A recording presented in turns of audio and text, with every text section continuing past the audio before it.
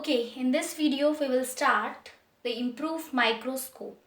Previous video में हम लोगों ने प्रिमिटिव माइक्रोस्कोप के बारे में बात करी थी and then after primitive microscope के अलावा रॉबर्ट हुक ने क्या क्या चीज़ें बताई थी. इसके बाद हम बात करते हैं एंटन वॉन ल्यूवेनहुक. एंटन वॉन ल्यूवेनहुक 1674 में आए, जिन्होंने की माइक्रोस्कोप को और कुछ चेंजेस करे, डेवलप किया और इसी बेसिस पे उसका नाम रख दिया गया इम्प्रूव माइक्रोस्कोप. जो आजकल हम लाइट माइक्रोस्कोप देखते हैं that is also improved microscope. 1665 में रॉबर्ट हुक ने प्रिमिटिव माइक्रोस्कोप की हेल्प से डेड सेल को डिस्कवर्ड किया था और उसके बाद एंटन वॉन ल्यूवेनहुक उन्होंने इम्प्रूव माइक्रोस्कोप को डिस्कवर किया and they have discovered the living cells. This is the important question because Robert Hooke ने डेड सेल के बारे में बात करी थी और यहाँ पे लिविंग सेल्स की बात हो रही है. तो लिविंग सेल्स में कुछ एग्जांपल्स हैं like protozoans, RBCs and human sperm cells. They are completely discovered by the Anton von Leeuwenhoek. After that, in the cells, he found out the different structures. like कि जो organelles थे उन्होंने क्या क्या बताए. First, that is nucleus. So in the cell central, that nucleus is present, that was discovered by Robert Brown in 1831. Next is protoplasm. So basically protoplasm is a living substance. That mean ये माना जाता है कि अगर हम cell का पूरा plasma की बात करते हैं, nucleus and overall the plasma, that is protoplasm, that is a living part. और वो डिस्कवर्ड किया था जोहानेस ई पुरकिंजे ने. एंड जोहानेस ई पुरकिंजे ने इसको 1840 में डिस्कवर किया था. ठीक. After that cell theory. So cell के बारे में पूरी कहानी जो भी बताई गई कि सेल बेसिक यूनिट है, सारे लिविंग सेल्स जो है यानी कि जो लिविंग ऑर्गेनिज्म है वो सेल से मिलके बने हुए हैं, प्रोटोप्लाज्म होता है, कि सारी चीज़ें किसने बताई. That is the two scientist MJ Schleiden and T Schwann. And जो चीज़ें उन्होंने बताई उसे नाम दिया गया सेल थ्योरी.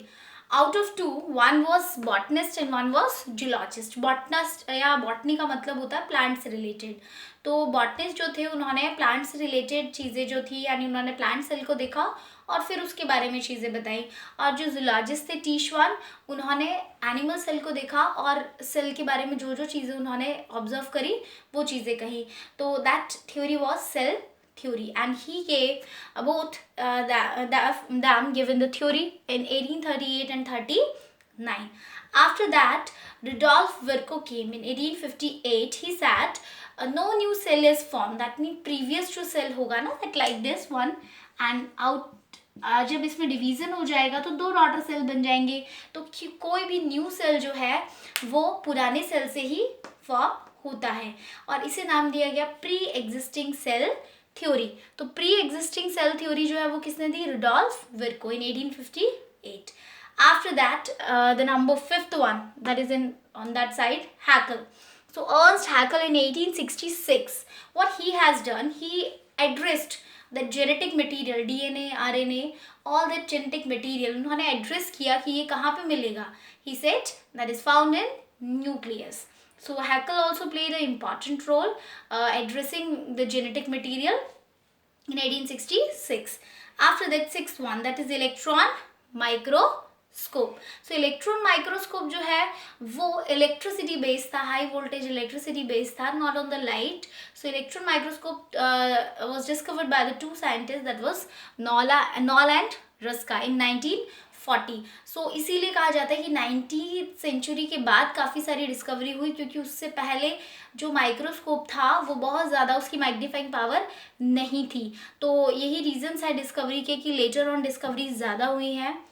अब जब हमने डिस्कवरी के बारे में बात करी, माइक्रोस्कोप के बारे में बात करी, तो हमें जानना ज़रूरी है कि माइक्रोस्कोप कितने टाइप के होते हैं और वो किस किस क्राइटेरिया पे काम करते हैं. So let us take the microscope also, that what is exactly its functioning and how many types. So microscope, it is a optical instrument. When we talk about the optical, that means we are talking about eyes. So हम optical instrument के बारे में जब भी बात करेंगे तो हम eye से related बात कर रहे हैं. So easily cellular organization यानी living organism जो होता है उसके cell की organization, how it is formed, cell organelles and different things we have to easily visible with the help of microscopes. So this is basically of two types, light microscope and another one is electron microscope. Firstly, we will take light microscope. So light microscope, as according to its name, it generally used light and this is commonly used in laboratories. जो हम bio labs में देखते हैं वो glass lenses use होती हैं, visible light होनी चाहिए जिससे कि वो स्पेसिमेन इलिमिनेट हो सके, इजीली दिखाई दे सके. इसके दो सब टाइप हैं, simple microscope and another one is compound microscope.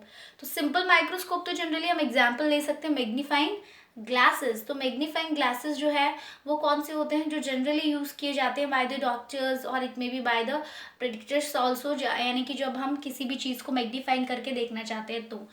And जो लेबोरेटरी में माइक्रोस्कोप यूज़ होता है वो है कंपाउंड माइक्रोस्कोप. तो अब हम देख लेते हैं कंपाउंड माइक्रोस्कोप कैसा दिखता है और उसके क्या पार्ट्स होते हैं, क्योंकि जनरली जो लैब में देखने को मिलेगा वो यही माइक्रोस्कोप देखने को मिलेगा.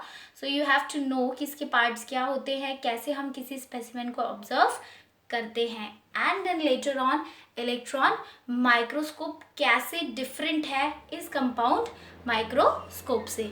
सो now we will take the compound microscope. Okay, you can see this diagram of compound microscope and you will analyze कि आप लोगों ने ये माइक्रोस्कोप अपनी लैब्स में ज़रूर देखा होगा.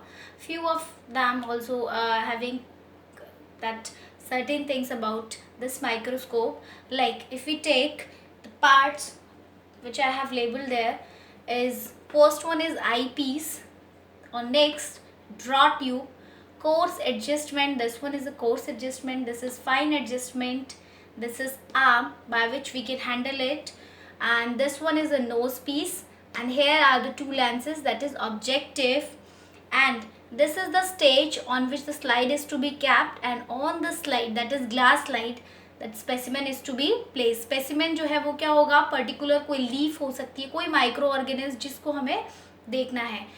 स्टेज से जस्ट नीचे क्या लगा हुआ है, कंडेंसर है, and then after there is a mirror also placed, and this is base. Now we have to know कि कैसे काम करता है. So exactly there are two lenses, one is in the eyepiece and another in the objective lens. Okay, eyepiece में magnifying power वाली कितनी lenses होती हैं? So I have written 10x and 15x, and after that in objective there are three types. That means I have drawn only the two objective lens, but maximum there are three. So that is 10x, 40x and 100x. So x is number of time. अब ये कहोगे ये x और ये सब क्या है, यानी कि जैसे जैसे तुम देख रहे हो नंबर बढ़ रहा है, दैट मीन इसकी मैग्नीफाइंग पावर उतनी ही ज़्यादा होगी. ओके, सबसे पहले हम शुरुआत करते हैं कि ये किस तरीके से काम करता है. तो सबसे पहले स्टेज के ऊपर स्लाइड रखी जाती है, ग्लास स्लाइड. जब भी लैब में जाओगे तो देखोगे वहाँ पे ग्लास स्लाइड होती है जो कि कांच की होती है, यानी, और उस ग्लास स्लाइड को साफ़ करने के बाद उसके ऊपर जो भी माइक्रो ऑर्गेनिज्म हमें देखना है रखकर, तो उसे हम यहाँ पे प्लेस कर देते हैं. किस तरीके से प्रिपेयर्ड की जाती है वो आगे हायर क्लासेस में पढ़ोगे, बट यहाँ हमें समझना है कि ये कैसे काम करता है. तो स्लाइड के ऊपर स्पेसिमेन रख दिया, यानी जिस भी चीज़ को रखते हैं दैट इज़ अ स्पेसिमेन. ठीक है. आफ्टर देन आई पीस से हम देखना स्टार्ट करते हैं, जहाँ पे जिस भी पावर की जो लेंस है वो लगाई गई है, और उसके बाद हमें इसको ऊपर या नीचे, स्टेज से थोड़ा ऊपर या नीचे पोजीशन हैंडल करने के लिए, चेंज करने के लिए किसका इस्तेमाल करते हैं, कोर्स एडजस्टमेंट. एडजस्टमेंट से मतलब ही समझ में आ रहा होगा, एडजस्ट करना. And if you have to zoom, मतलब हमें स्पेसिमेन को थोड़ा जूम करके देखना है, और तो हम किसका इस्तेमाल करते हैं, फाइन एडजस्टमेंट. तो that is dependent on these two adjustment. After that mirror is to be set. Mirror को इस तरीके से सेट किया जाए कि इसके ऊपर लाइट रेज आए, रिफ्लेक्ट हो और कहाँ पहुँचे, कंडेंसर तक. और कंडेंसर क्या करेगा, इन लाइट रेज को कंडेंस्ड करेगा, तब जाके ये इसको इल्यूमिनेट करेंगी. स्पेसिमेन को एक जगह कंडेंस्ड हो जाएगी लाइट, और इस स्पेसिमेन को हम किससे देख रहे हैं, दो लेंसेज हैं, एक ऑब्जेक्टिव और एक आई पीस है. तो डिपेंड ऑन द पावर की कितनी पावर है उसके अकॉर्डिंग हम इस स्पेसिमेन को इजीली आइडेंटिफाई कर सकते हैं. तो कंपाउंड माइक्रोस्कोप काफ़ी हेल्पफुल रहा बहुत सारे अलग अलग ऑर्गेनल्स को डिस्कवर करने में. after that we will take electron microscope और comparison. Exactly we have to know comparison, क्योंकि इलेक्ट्रॉन माइक्रोस्कोप तो हमें देखने को वैसे नहीं मिलेगा, बट हमें पता होना चाहिए कि इसमें क्या क्या चीज़ें यूज़ हुई हैं जो कि इलेक्ट्रॉन माइक्रोस्कोप से कहीं ना कहीं अलग हैं. तो हम कुछ कंपैरिजन देख लेते हैं. So this is the difference between compound microscope and the electron microscope. So the basic three differences are very important in between these two microscope. First one, compound microscope having low magnifying power as compared to the electron microscope. If you see 1 lakh times to 5 lakh times more the magnifying power is as compared to compound microscope. Next is, it is completely based on light, natural light or it may be the artificial light. But without light it doesn't work. But this is completely based on high voltage electricity. That means bombarding of electron is to be there, and then after we can analyze the structure of a cell. ठीक.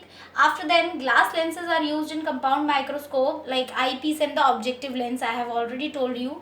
But in electron microscope, electromagnets are used. So electromagnets are they are producing the electric field, और इसी electric field पर ये completely based होता है.